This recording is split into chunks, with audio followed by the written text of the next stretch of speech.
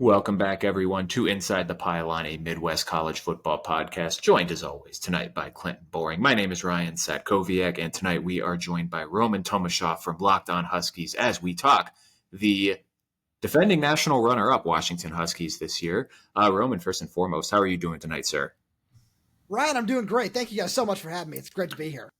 Well, we're happy to have you. Mr. Clinton, how are you doing this evening? I'm doing great, man. It's a hot one here in Columbus today. We got the patio finally finished, so step one is done in backyard reno. And then fence, as the fans heard last night, fence is to come on Monday, and then we can really utilize this backyard. So that combined with ready to talk some Washington Husky football with Roman, I'm ready to roll. Excellent. Once again, we are not live on YouTube tonight. This might be the last time that I have to say that because I think I got my internet fixed. We'll figure that out later this week. We're going to do some science this weekend. But a reminder to everyone, that YouTube channel, you can find us there as well as on Twitter and Instagram at ITPCFB. Follow us on the socials and interact with us there. But this show will once again be live in your podcast feed, Apple, Spotify, or wherever you find the show at Inside the Pylon there.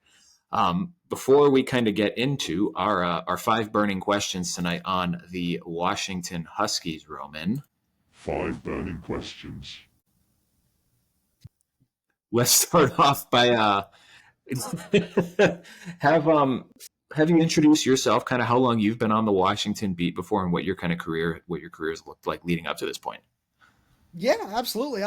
The most, the pride and joy of every writer is talking about themselves and how they got there. But yeah, no. So I, in a non-professional capacity, have been on the beat my entire life. My dad's a UW alum, so I grew up watching this team, just learning the ins and outs. And then I unofficially started covering this team for Fanside's Husky Hall back in 2017 when I was still a college student. And then I moved out to Seattle after I graduated from LaSalle College in Newton, Massachusetts in 2019, where I did some work for the Everett Daily Herald covering the basketball team, stayed with Fansided, and just still wrote about football through the 2019-2020 season. And then in 2021, I joined a mainly recruiting-based website called RealDog.com, which was great. I spent a couple of years with them, and then last year I was part of the Fan Nation Sports Illustrated's Inside the Huskies, and got started with the Locked On Podcast Network, where my co-host Lars Hansen and I cover just everything Husky-related on the Locked On Huskies podcast, which is a wonderful show. You should definitely go check that out as well. After this show, of course. This show comes first. And then in January, actually, interestingly enough, on the morning of the national championship, I got hired as the site editor for the USA Today Sports Media Group's UW Huskies Wire site. So I started that up as well. And now those are the 2 things that I do every single day. I'm talking Huskies on Huskies Wire, and I'm talking Huskies on Locked On Huskies. So, if I didn't say the word Huskies enough, yeah, that's what I do. That is my life. That's awesome, man. Congratulations on the USA Today part, and also congratulations on joining Locked On Huskies. As I told Ryan pre-show, I'm a big fan of Locked On Huskies, or Locked On Network, having been a Locked On Bengals listener. Shout out James Rapine and Jake Liskow if they ever tune into our episode and listen. There you go. I know, big fan of the Locked On Network. You guys do great work. Appreciate it. Thank you. Well, I'm exceptionally excited for this episode tonight because I think Washington was one of the most exciting teams in college football last year with that magical run to the national title game. And heading into this year, there's a lot of different. There's from the top down, just a whole lot of new on this team this year, Roman. So after everything that's happened in this offseason, from the guys going to the NFL draft, to Kalen DeBoer going to Alabama, to the guys who left in the transfer portal, to Jedd Fisch coming in and bringing in a host of guys from Arizona and elsewhere in the transfer portal. How do the Huskies go about kind of piecing together both sides of the ball to field the roster for this year? And is the thought process around the program more we kind of got to rebuild this thing, start at square one, or is it more of a reload, like, man, we're trying to make a run at it again this year now in the new look Big Ten? Ryan, can you repeat that? Because my head's still spinning from the last 6 months of all this. No, I'm totally. That's it. That's really just kind of what it's felt like. Is there's just kind of been nonstop motion where, I mean, to take it a step further, not only are the Huskies on the football side of things replacing 20 starters from last year's team, the entire coaching staff, they're also replacing the athletic director, the basketball coach, the baseball coach, and the entire softball team, which is always just one of the best teams in the country as well. So it has just been nonstop turmoil for just the last 6-7 months here. But no, that's a really great question, because when I think about this team, it has always kind of felt like it's more of a reload than it is a rebuild, because you're not necessarily getting anything offensively that's going to be overly different. Where under Jedd Fisch at Arizona had one of the top 10 explosive play rates in the country last season, where it's a really sophisticated offense. I really loved watching it, not only, this past season, but just throughout Jedd Fisch's entire time there. I really like watching the way Tyrone McMillan developed down there, watching Dorian Singer, Jacob Cowing, Tanner McLaughlin, really, and then obviously one of the guys that came up with Jedd Fisch and running back Jonah Coleman. He was a lot of fun to watch last year, and I'll be honest, it got to the point where, when it seemed like Washington was creeping up to the Pac-12 championship game, I remember having a conversation with Lars Hansen, my Locked On Huskies co-host, where we kind of off air were like, would you rather play Oregon than Arizona at this point?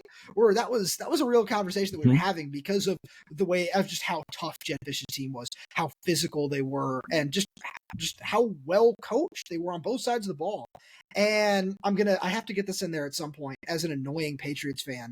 On the defense side of the ball, seeing Steve Belichick come in to lead this defense is the coolest thing I've ever seen from many, many different standpoints. But on top of all of that is the scheme. And that's one of the reasons I feel that this is more of a reload, because, you're bringing some pieces with you. You've got some nice guys that were role players last season, or guys that, you always felt were getting ready to step into a bigger role, no matter who the coach was. Obviously, we were all assuming it was going to be Keelan. But when I kind of look at this roster, I think that there are a lot of really, really promising pieces there. And the offensive line is the biggest thing, where if you can find a way to figure out the offensive line, then I really do think this team can be 7-5, 8-4, maybe even a little bit better, depending on, if the ball bounces the right way a couple of times in a few different games. Certainly. And then, shoot, I just lost my train of thought. That's great to be live on air and lose a train of thought about what I was getting ready to ask you. I knew what I wanted to ask. Was there we mentioned some of the people he brought over from Arizona.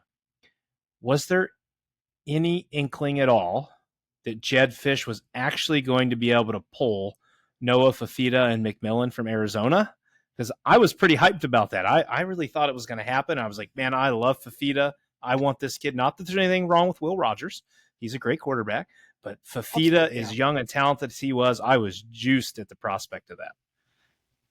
It certainly felt that way for a little while. You never really were 100% sure.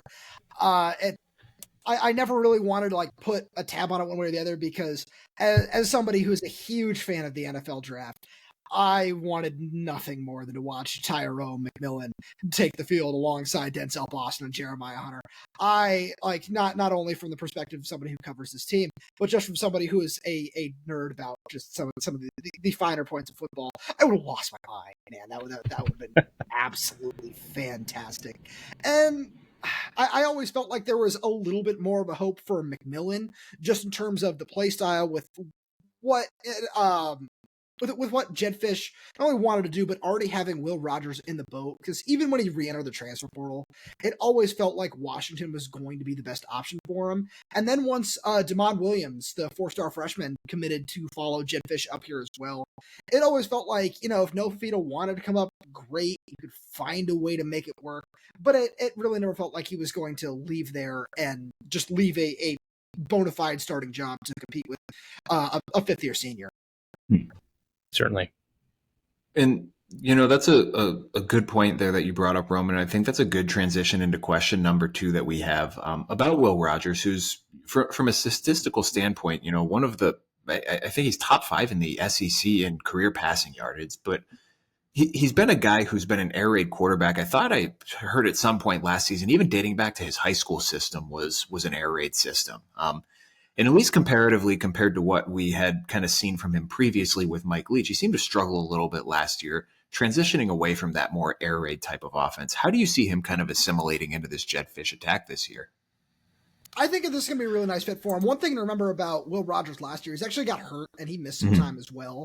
And Mississippi State struggled as a whole. I don't think it was just a Will Rogers issue when you look at where that team was. They had some really, really nice pieces, but it just felt like there was a lot of turmoil, just, aside from the obvious, that it never felt like they could get right and all get on the same page. And you can say what you will about it. Obviously, out of respect, I don't want to say it's because of one thing or because of another. Sure. But when I look at Will Rogers fit in this offense, I've said this many a time, and I mean it truly in the nicest possible way, because I think it sounds like a dig sometimes, is I think he's the perfect bridge quarterback. Where I'm so excited about Damon Williams. He was really, really impressive throughout spring practice in terms of just his skill set in the pocket, what he can do when the play breaks down for a true freshman. He's got just an impressive ability to keep his eyes downfield and not give in to the pressure, even when he was playing behind a patchwork offensive line that had 3 true freshmen on it. He did a really, really good job of just staying poised and composed the entire time, which I really liked. And I think Will is a really nice just player to run this system, which is going to have 2, in my opinion, top tier receivers in this conference in Jeremiah Hunter and Denzel Boston. And then he's also got 2 really talented running backs to work with in Jonah Coleman and Cameron Davis.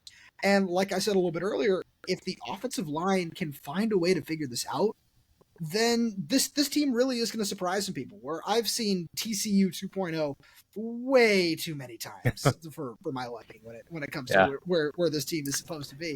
I think that the talent is there. I think the scheme is there. And I think that Will Rogers, he's not going to blow anybody away.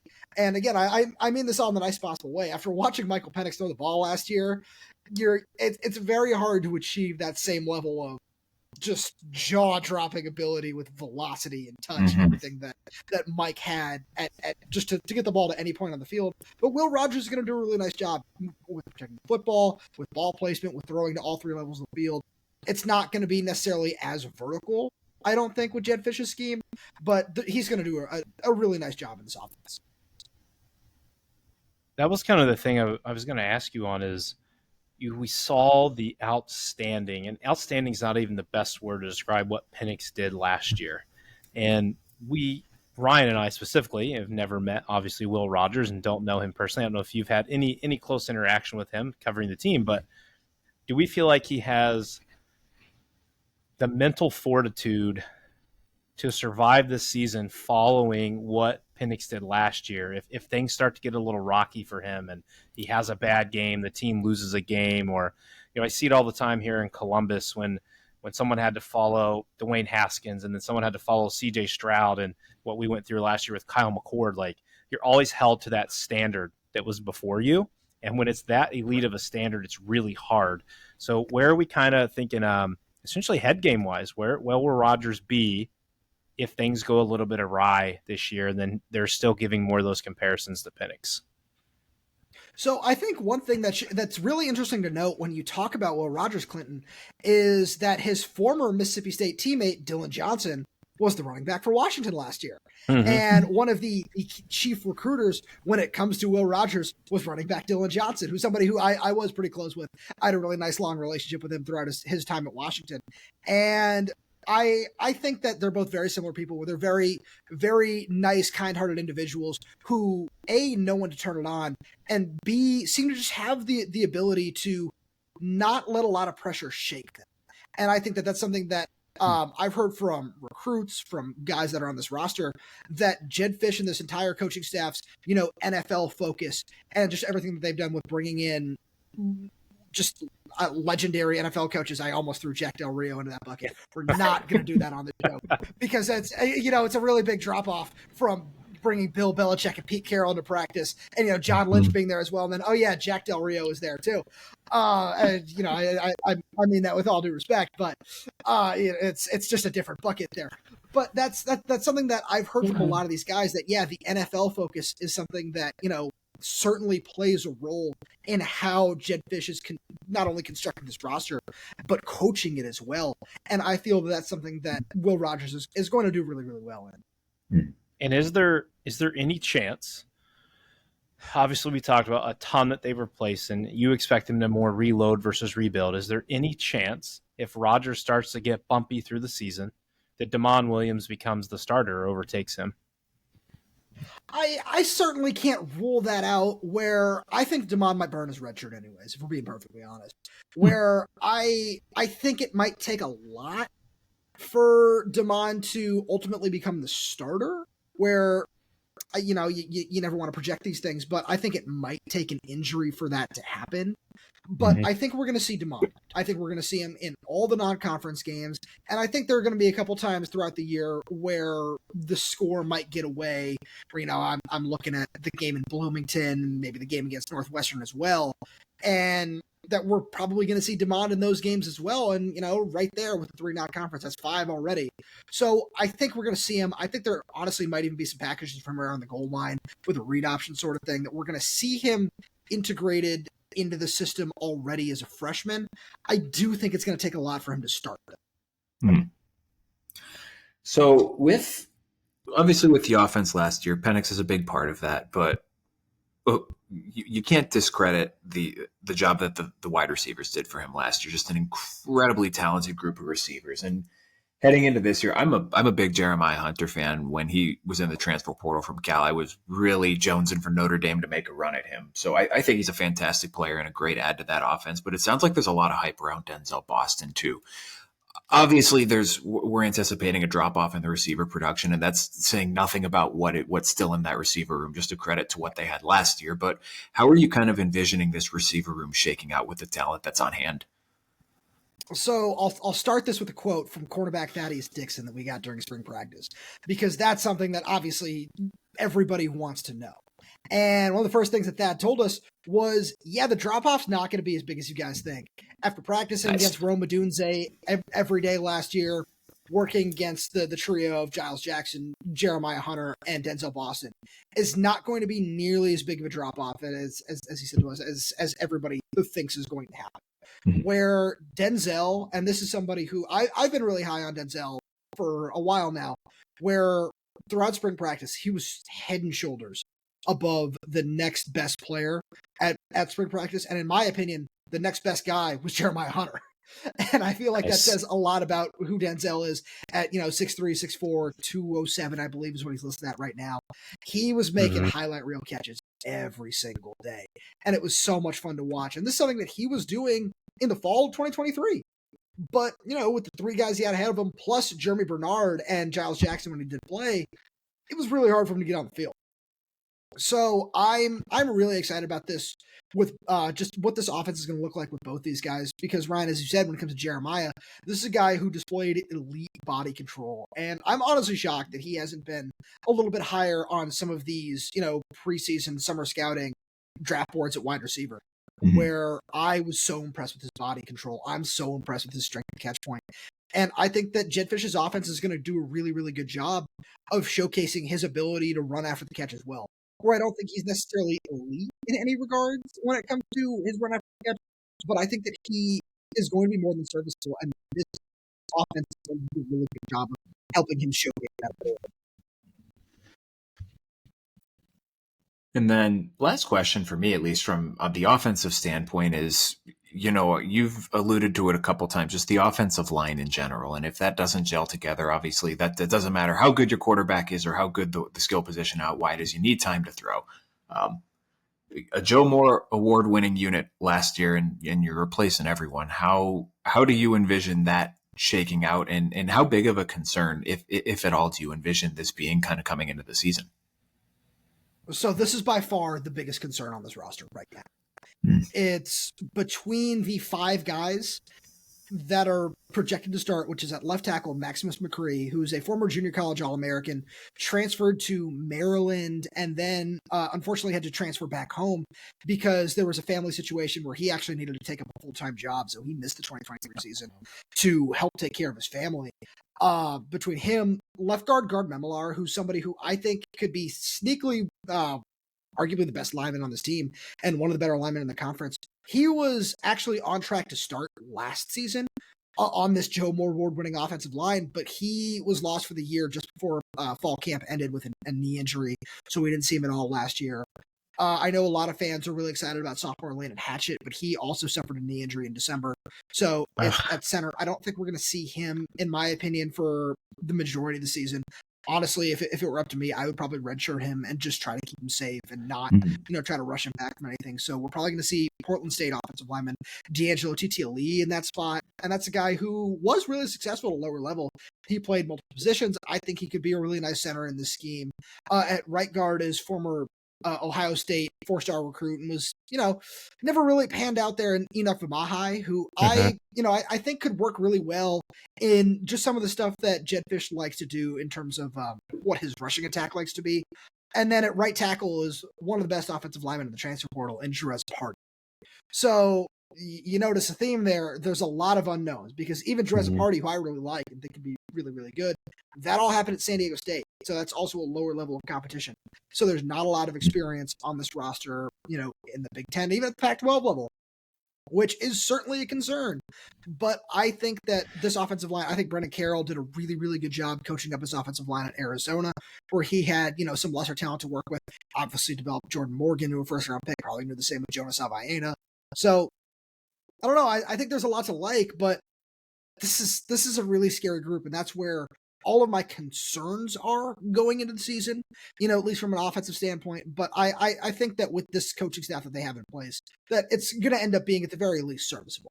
Yeah, I was going to give before we flip kind of to the defense, my last thoughts was shout out San Diego State offensive lineman. Like it seems to be, it's going to be a little bit of a challenge to get in there, but we saw this with Ohio State last year and Josh Simmons coming over from SDSU to start at left tackle. It's hard. And I don't know, is the man you mentioned, has he been there since spring? Because I know Simmons came in May and he was in the second portal window. So that made a tough adjustment when you're trying to build your starting five and you only get time with a limited time to gel. You don't always see that progress until kind of mid-season where they make the turn and they adjust to the level of play. So that could be something to keep an eye on there for him. And then I want a quick shout out. I know it's not Washington, but shout out the Cal Bears offense with Jeremiah Hunter and Jaden Ott. What stud talent last year they had. And J. Michael Sturdivant too. Yeah. And now, Washington, I'm excited that they inherited him and that new big three that they have out there is going to be really exciting to watch. And so as we kind of transition to question 3 here, if there was seemingly a weakness last year to this team, it was the defense, if we had to pick something. And with what is coming back and with what was brought in from the high school ranks in the portal, where do you envision the Huskies are able to make the most improvement on that side of the ball, especially with the addition of, you already aforementioned, new DC Steve Belichick? So, Clinton, first thing I want to say is Drew Party was there for spring practice, and he worked at both left and right tackle. And then, as spring kind of went on, it looked like he was really, really comfortable at right tackle. But he, of the other guys that I mentioned, everybody else except for guard Memelar, who wasn't clear for contact, was not there for the first spring. So you bring up a very, very valid point there, and let's see what that's going to look like by the time, fall camp rolls around. But to answer the second part of your question there, I think that this could honestly end up being one of the better secondaries in the country. And I say that not just as, a biased Washington reporter. I say that as somebody who has watched the Patriots for his entire life. I have painstakingly sat through every single game. I know, painstakingly is probably not the right word choice when I've seen plenty of Super Bowls in my life, and I'm very spoiled by those. But no, I think that this defense, not only did they bring in the best possible man for the job, like truly, I didn't know what to think when Jedd Fisch was going through the hiring process for his defensive coordinator. And then all of a sudden I see this report, hey, Steve Belichick's coming to interview. And my jaw dropped. I was like, no way. This would be so amazing if it happened. And then of course, obviously it does. And I think that I think the pass rush is something that I want to watch, but I'll get there in a minute, because I think the secondary is going to be arguably one of the most improved in college football. Now, obviously, I take Washington's numbers last season with a little bit of a grain of salt because, everybody was trailing when they played the Huskies because of just how quickly that offense could strike. And so they're throwing the ball all over the yard. And, you look at the passing attempts that opponents averaged against Washington, it was among the highest in the country. So I look at that, but then I look at, some of the guys that Washington has brought in. I look at Sacramento State safety Cameron Broussard. I look at Jordan Shaw, who was really, really impressive in the nickel. He played at Indiana last year, transferred to Arizona, and then immediately followed Jedd Fisch to Washington. Justin Harrington is another really, really talented guy that to keep in mind, where he was really, really looking nice for Oklahoma last year, but tore his ACL 2 games into the year. So this is somebody who I think can have a major impact, whether they line him up in nickel, safety, wherever. And then I've all been bearing the lead there, where I think Ephesians Prysock is going to be one of the best cornerbacks in the Big Ten. I love watching this dude practice. He's a legit 6'3", pushing 6'4", and is somebody that it's so rare to find a corner with that kind of length that moves as fluidly as he does. His hips turn like they've got oil in them. He's got those true, to quote Ben Solak, oily hips that you always look for, and then you say no. That shouldn't make sense with how tall this guy is. So I'm really excited to watch this secondary work. And then on the other side of the field, it's Elijah Jackson, the hero of the Sugar Bowl, who has always been somebody that, if he can stay healthy and get coached up correctly, which I think that cornerbacks coach John Richardson can do really well, him and a guy that I've been high on, who I mentioned a little bit earlier, quarterback Thaddeus Dixon, who's a junior college transfer before the 2023 season, I think that group of guys right there can really, truly be an elite secondary in not just the Big Ten, but the nation. What do you, you mentioned the pass rush is something that you're kind of looking at here as we head into camp, but how about just the front seven in general, moving to the Big Ten and kind of the style of play that's prevalent, at least in the western half of the conference, with this kind of more ground and pound, 3 yards in a cloud of dust, yada, yada, yada style of offensive attack. How do you feel the Huskies front seven kind of stacks up to be able to counter some of these teams that they'll face on their schedule who just want to try to run it right at them? So at linebacker, I think they stack up really well. I love watching Carson Bruner. He was awesome last year, mainly in reserve, but even though he wasn't a starter, he finished third on the team in tackles. And now that he's going to be one of the starters in his final season of college football, that's a guy who I think might be a sleeper for the Butkus Award, personally, where he just flies the football, is going to rack up tackles with the best of them, especially in that ground and pound, as you said, Ryan, with a lot of the teams that they're going to have to see. That I have a feeling we're going to see multiple 15-plus tackle games from Carson Bruner this season, because he's just got that kind of speed and athleticism and football IQ.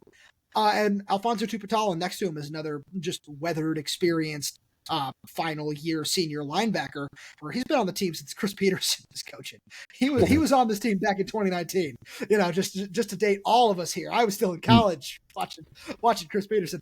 But I think that could end up being one of the strengths of the team, where they have 4 seniors at linebacker that are going to be part of the rotation.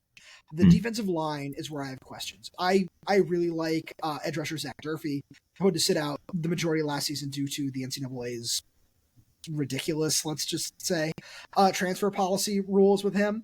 And then I think that he's somebody who could make an impact on this roster, but all of his production has also come at a lower level, so obviously you have to wait and see a little bit. And then another guy who was also productive at a lower level was Montana State transfer Sebastian Valdez, who I really like and think could end up being a really nice player in the scheme. But I do have some questions that I want to see answered in terms of defensive tackle, where I look at guys like twins Armand and Javon Parker, who are from Michigan, that were really nice under the radar gets for Kalen DeBoer's coaching staff. I look at a guy like another Kalen DeBoer product, Jacob Bandis. Where are some of these guys going to step up? Deshaun Lynch, another Sacramento State transfer that I also have to make sure I fit in this, where I think he could be a true strong edge setter against the run, and then move inside a little bit on passing downs, where he's listed at 6'5", 283. I've never seen a 6'5", 280+ dude play stand-up edge against the run like he did at Sacramento State, where I like seeing that a lot, and I'm really curious to see if he gets utilized in a sort of a Dietrich Wise role, a lot, just to have a Steve Belichick guy get in there, where I think that's something we could see him do a little bit of, where there's a lot of talent.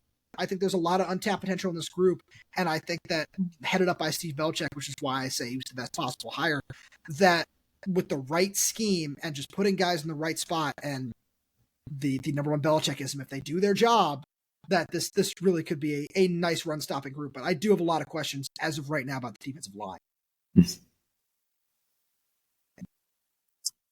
So kind of transitioning now to question 4, not necessarily about the team in general, but more so from a schedule standpoint heading into this year. Washington's not necessarily getting the full-throated Big Ten here, still getting UCLA, USC, and Oregon on the schedule. But you mentioned it at the top. Those first 5 games are pretty manageable, all things considered, with 3 non-conference games, still keeping that Washington State game in there. But the first 2 Big Ten games being Northwestern at Rutgers. But I want to kind of hash this more so from just like a travel standpoint, because we're talking, as the season goes along, 2 pretty lengthy road trips to Indiana and Iowa, and then 2 exceptionally long road trips to Rutgers and Penn State.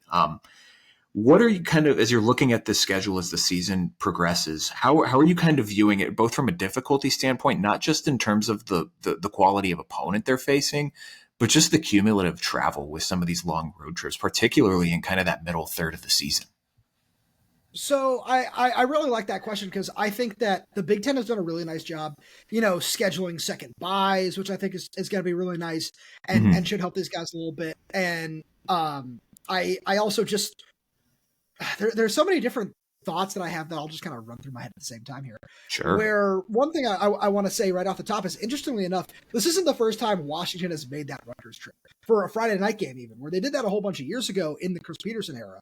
So I think that that's something that is, obviously it's different coaching staff and whatever, but I think that if there's any coaching staff that's built to handle it, maybe it's one that's run by a guy who's spent 14 years in the NFL, that if there's anything that he might have learned from that experience, it's how to manage the travel and how to just work through things logistically in one way or another, whatever, the minutia that we might not understand is, if it's, getting out there a little bit earlier, finding different ways to work through it.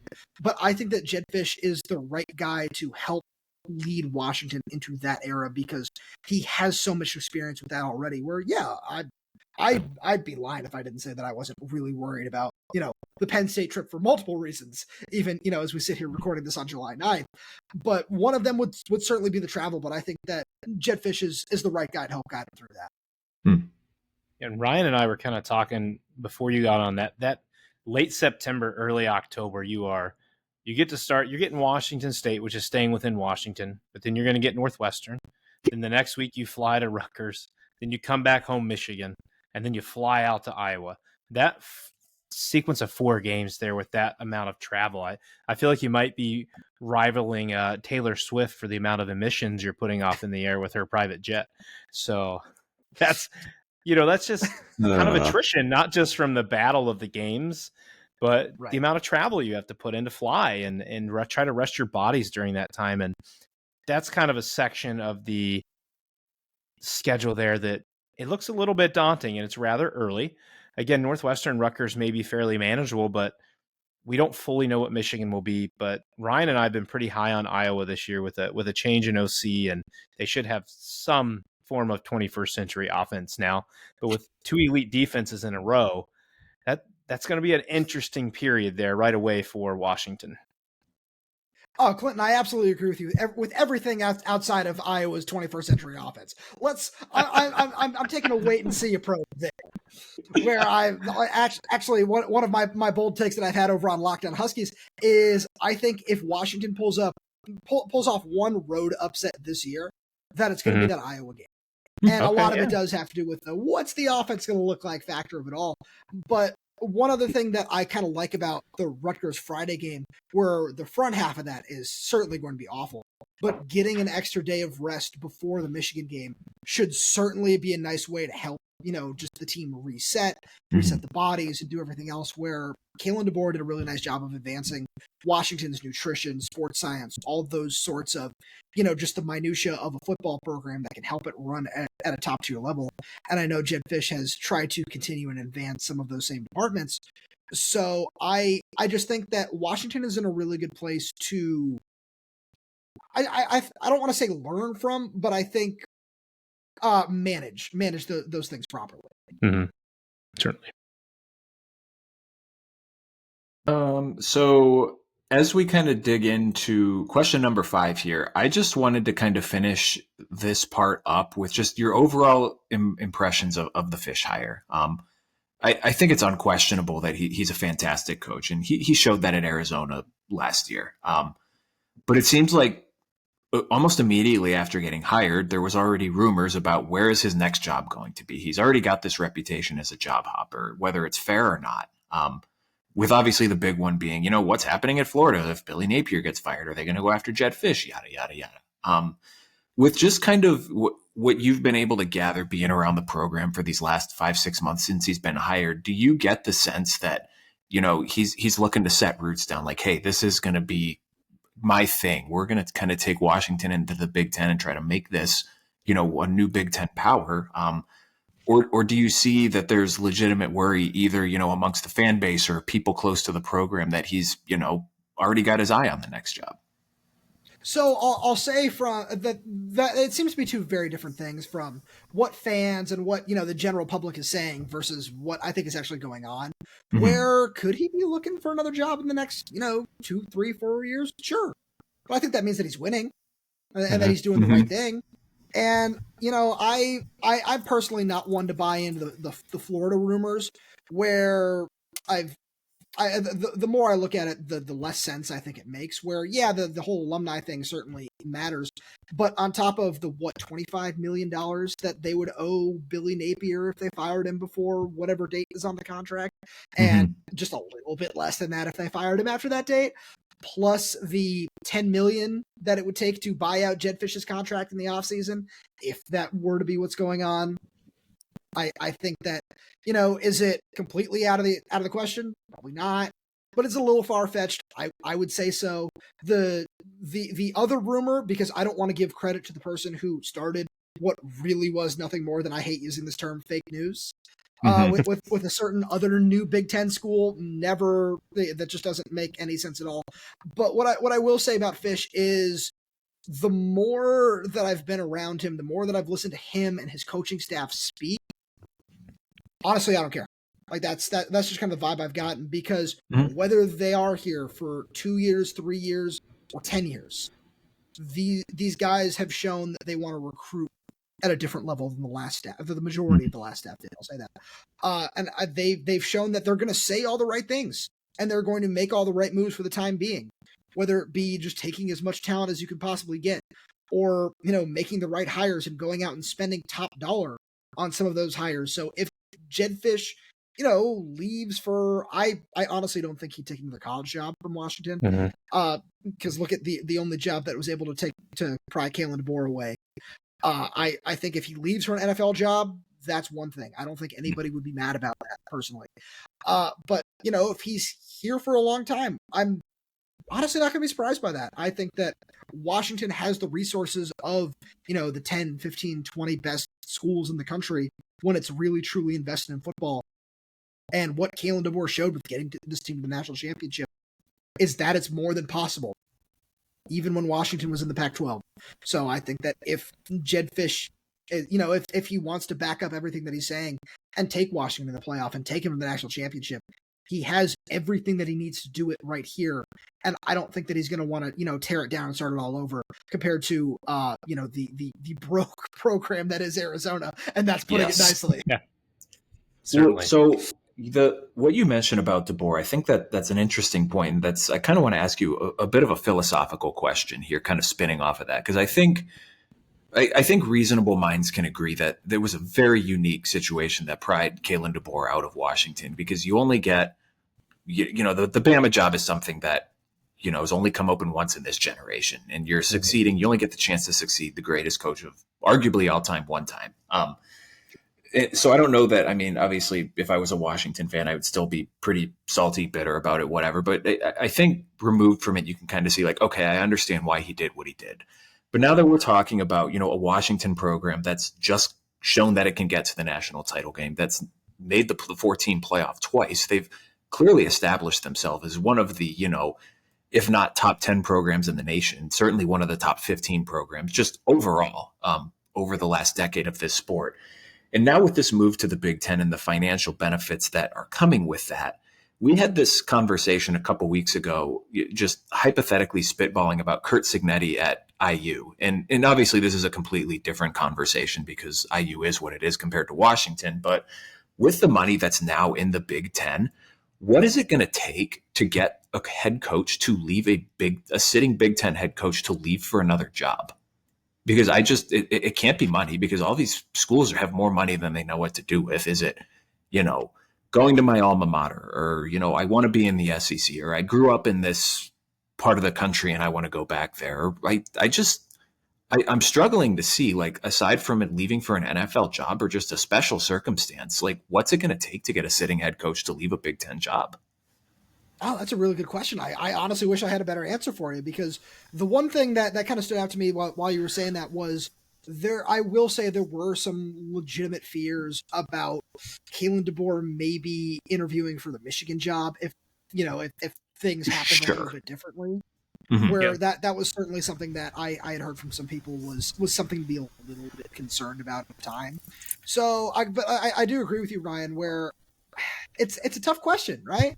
Where I feel like it might be a completely different discussion when it comes to a Curt Cignetti, as you said, versus a Jedd Fisch, where a Jedd Fisch is going to be making $7.5 to $8 million a year for the entirety of this 7-year contract if he sees it the entire way through. So it's tough. Where do you really want to move again and rebuild another roster again for something like that? And it goes completely beyond a Jedd Fisch conversation. I think that's a really fair question, and I'm really intrigued to see how it plays out, not only through the next head coaching cycle, whether it be the Florida job that becomes the the cream of the crop job that's open next offseason, or something that we're not foreseeing right now, and not just that, but with the transfer portal as well. What's that going to look like now? Mm-hmm. With after we see a full season of what conference realignment is about. I'm really curious by so many different moving parts in college football that we honestly can't answer till December. Mm-hmm. And just let's be open and honest here. I mean, why would Fisch want to leave the Big Ten to go to the SEC when the Big Ten, we all know it, just means more? So you might as well just stay in the Big Ten. I couldn't agree with you more, personally. But also, too, think of the Florida job and look at what they've been trying to do since Urban Meyer left. And that, if you guys have at all tuned into that Urban Meyer documentary that they did, that fan base is nuts. And they have elite expectations with, Spurrier having been there and then Urban was there to put those there. It's hard to live to that. I mean, the man had 2 national championships there, 2 within 3 years. Tim Tebow, arguably their greatest player of all time. Percy Harvin, the best athlete. So, I know he's the alma mater, but if you can be at a place like Washington that's a little more set up to win, and it's not this entire massive turnaround that rests on your shoulders, because if he is the alma mater and he comes there, I feel like he's going to be looked at as the savior, and that's a ton of pressure. Mm-hmm. So stay where you're loved, stay with the team that just came off finishing runner-up, and continue to build here. Like, as you guys both said with the Big Ten, there's a ton of money here, and there's going to continue to be more, because eventually I feel like we're getting down to 2 conferences. I feel like it's coming to that at some point, and Washington's going to remain in the Big Ten making a ton of money. So to me, Fisch, you might as well stay here. The Big Ten's better. Stay with us. Clinton, you just sparked a little bit of conspiracy theory in my head that I've had some like the little hamster ball in my head's been turning on it for a little bit, but now it's really going full bore here. Where if this was really the plan all along, why are you going to go through two rebuilds in 2 years when you can just say, no, this is an Arizona roster that can go win the Big 12 next year. I don't care how much I'm making. I can go to the college football playoff with this roster and then just leave for the job anyway. If everything's going to end up being the same, why put yourself through that stress? Is it, am I saying anything where I think I have insider knowledge there? No, definitely not. But I feel like that's not necessarily a stretch either. Yeah, that makes sense. That makes sense to me. So last question for me, Roman. We'll get you out of here on this.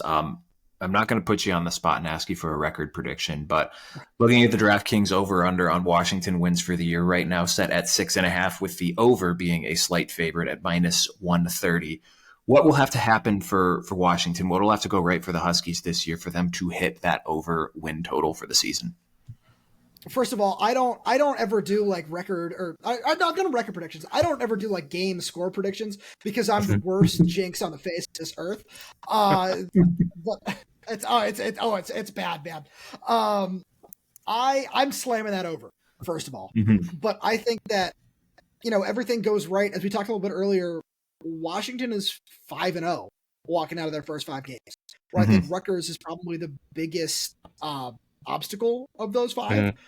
But I think that no matter what, if Fisch's offense clicks at a high level, if they're able to get a nice little balance between the two-headed rushing attack of Coleman and Davis, plus you're able to open up the passing game. Denzel Boston lives up to the immense hype that I am very guilty of being one of the torchbearers of.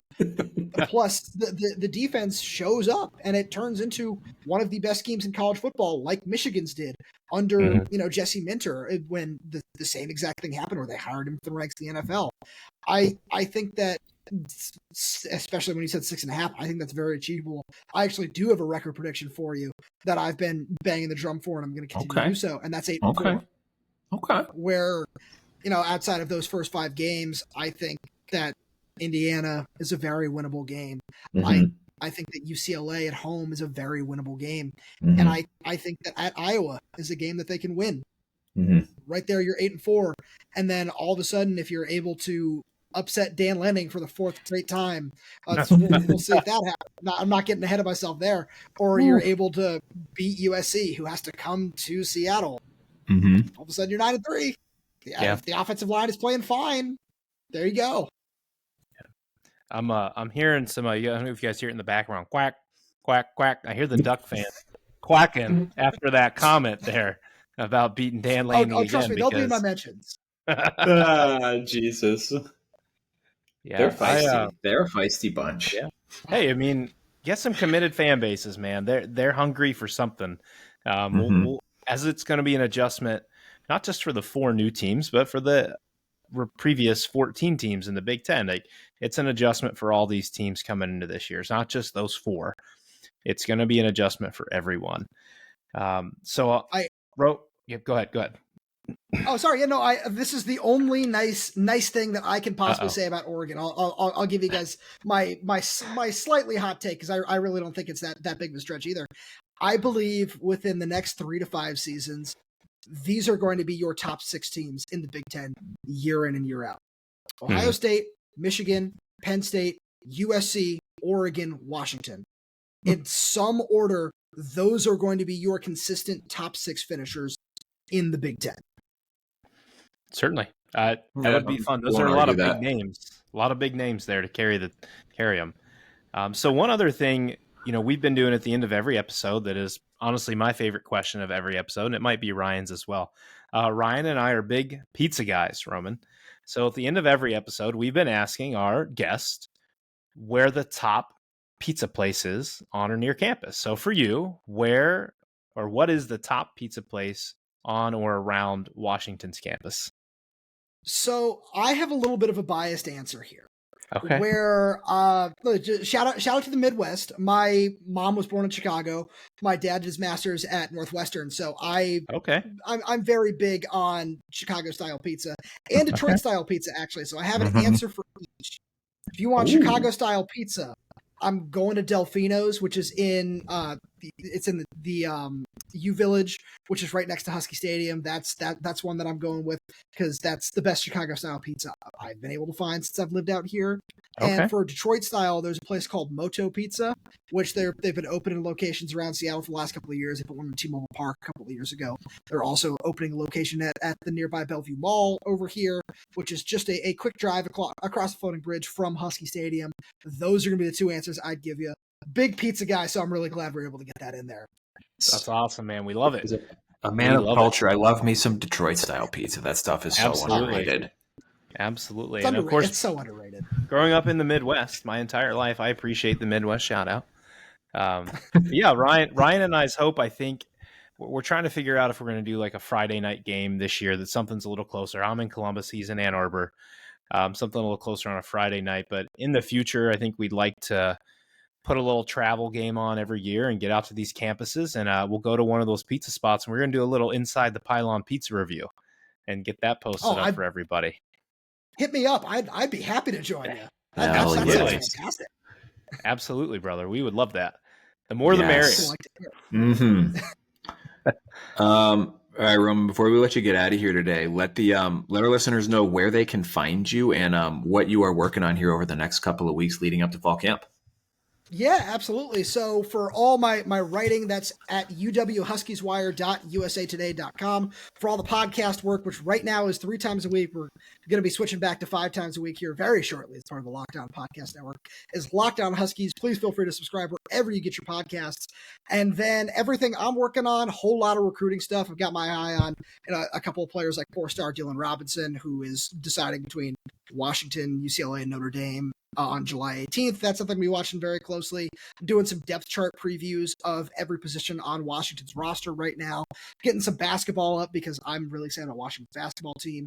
A little bit of softball as well. And then just a whole lot of football. I've got some awesome people that write with me over there that do some great film reviews, a little bit of everything. And I'm so appreciative of them. I love them so much. Shout out to Alex, Ben, and Camber. They do amazing work over at Huskies Wire, and Lars as well with Locked On Huskies. And then if you want to follow me, I'm on all forms of social media at rtomashoff34. I know my last name is impossible to spell for most people. It's RTOMASHOFF34. I had a baseball coach for 7 years spell it wrong every time, so doesn't hurt. But it's something I'm very used to. So yeah, if you enjoy any of this, which I'm sure I've just talked your ear off at this point, we love it, man. Feel free to hit me with a follow. Mm-hmm. Yeah, absolutely. We Ryan and I, that's why we got this started. We're college football junkies, and I'm pretty sure everybody who was on this podcast that comes to talk with us is right in that realm as well. I appreciate you guys having me. This has been a blast. Yes, sir, Roman. Thank you for joining us this evening. We greatly appreciate it. And everyone, thanks for listening. This is our last one for the week. We'll be back with you guys 3 next week, starting on Monday. We are talking Maryland. Everyone, thanks for joining us once again. Everyone, have a great weekend and stay cool out there.